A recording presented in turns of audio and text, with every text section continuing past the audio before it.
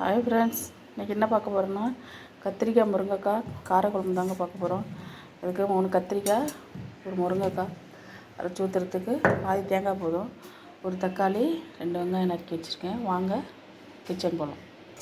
இப்போ ஒரு எண்ணெய் சட்டி வச்சாச்சுங்க. இதில் என்ன பண்ண போகிறோன்னா கொஞ்சம் கடுகு சேர்க்கணும், கொஞ்சம் வெந்தயம் சேர்க்கணும்.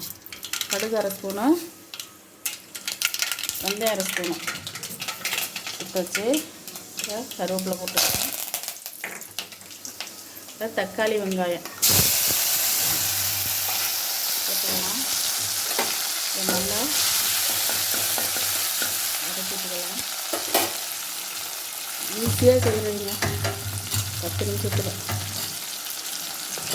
10 நிமிஷத்தில் செய்கிற குழம்பு.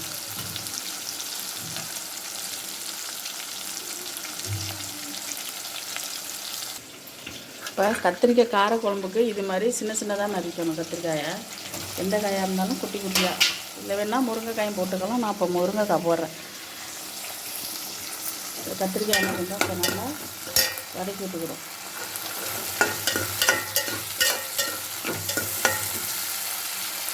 வதங்கட்டும். ஹாய் ஃப்ரெண்ட்ஸ், இப்போ என்ன பார்க்க போகிறோம்னா கத்திரிக்காய் காரக்குழம்பு தாங்க. இதில் வீடியோ எடுத்தேன், அது டெலிட் ஆகிடுச்சு. இல்லை தக்காளி வெங்காயம் கத்திரிக்காய் போட்டு எண்ணெயில் போட்டு வதக்கிட்டு இருக்கேன். மல்லித்தூள் மிளகாத்தூள் போட்டு புளி கரைச்சி ஊற்றிட்டு தேங்காய் ஊற்றினா அவ்வளோதாங்க காரக்குழம்பு. இது வதக்கிட்டுருக்கேன், அது வதங்கட்டும். இல்லை ஒரு 2 ஸ்பூன் போல் மிளகாத்தூள் போட்டுக்கிறோம். ஒரு 4 ஸ்பூன் போல் மல்லிப்பொடி போட்டுக்கிறோம். இது இந்த குழம்பு நல்லா திக்காக வச்சா தான் நல்லாயிருக்கும். அதனால் கொஞ்சம் நிறையா போட்டுக்கிறோம்.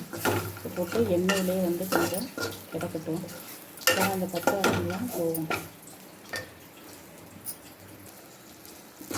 இது மல்லித்தூள் மிளகாத்தூள் தக்காளி வெங்காயம் கத்திரிக்காய் இது எண்ணெயிலேயே வதங்கட்டும். இப்போ நம்ம கொஞ்சம் நெல்லிக்காய் அளவு புளி எடுத்துருக்கோம். அதை ஊற வச்சு இதில் கரைச்சி விட்டணும்.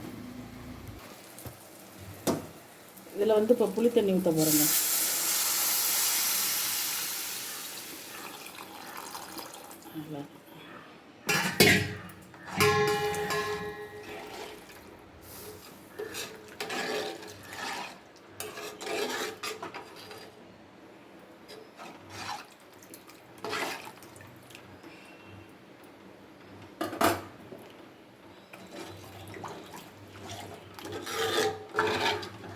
இதில் கொஞ்சம் தேங்காய் கரைச்சி ஒரு 1/2 மூடி தேங்காய் வச்சுருக்கோம்.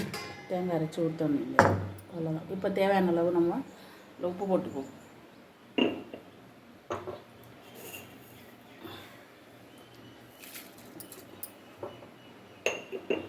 இதுக்கு அப்பளம் மட்டும் போதுங்க. அப்பளமும் முட்டைகோஸ் பொரியல் அது மாதிரி இருந்தால் சாப்பிட்லாம். வேறு எதுவும் இதுக்கு நல்லா இருக்காது. குழம்பு நல்லாவே கொதிக்குது. இப்போ அதில் தேங்காய் ஊற்றிக்கலாம். அவ்வளோதாங்க கத்திரிக்காய் காரக்குழம்பு. ஒரு 10 நிமிஷம் ஆனது இறக்க வேண்டியது. இல்லை வேறு எதுவும் போட வேணாம். இப்போ குழம்பு கொதிச்சிடுச்சு. அவ்வளோதாங்க. இது சூப்பராக இருக்கும். கொஞ்சம் வற்றினோம்னா அந்த எண்ணெய் கக்கி வெளியில் வரும். வெளியில் வந்துருச்சா, இதில் கத்திரிக்காய் காரக்குழம்புனா இதில் முருங்கைக்காய் போடலாம், கொத்தரங்காய் போடலாம், எது வேணாலும் போடலாம். ஆனால் மெயின் இன்க்ரீடியன்ஸ் எதுன்னா கத்திரிக்காய் தான். அதை குட்டி குட்டியாக நறுக்கி போடணும். எண்ணெய் கத்திரிக்காய் குழம்பு அது வேறு. இது கத்திரிக்காய் காரக்குழம்பு தான். திடீர்னு இப்போ யாராவது வந்துட்டாங்கன்னு வச்சுக்கோங்களேன், வீட்டில் ஒன்றும் குழம்பு இல்லைன்னா டக்குன்னு ஒரு கத்திரிக்காய் முருங்கைக்காய் எந்த குழம்பு அது இதாக இருந்தாலும் சரி, ஒரு கத்திரிக்காய் இருந்தால் போதும். அதோட போட்டு வச்சிடலாம். எண்ணெய் கக்கி வருது பற்றியெல்லாம் இதுதான். பிடிச்சிருந்தா லைக் பண்ணுங்கள், ஷேர் பண்ணுங்கள், கமெண்ட் பண்ணுங்கள், சப்ஸ்கிரைப் பண்ணிக்கோங்க. வாங்க சாப்பிட்லாம். காரக்குழம்பு வாங்க சாப்பிட்லாம். நல்லா இருக்கா? நம்ம ஊற்றின எண்ணெயெல்லாம் வெளியில் வந்துக்கிட்டு இருக்கு பாருங்கள்.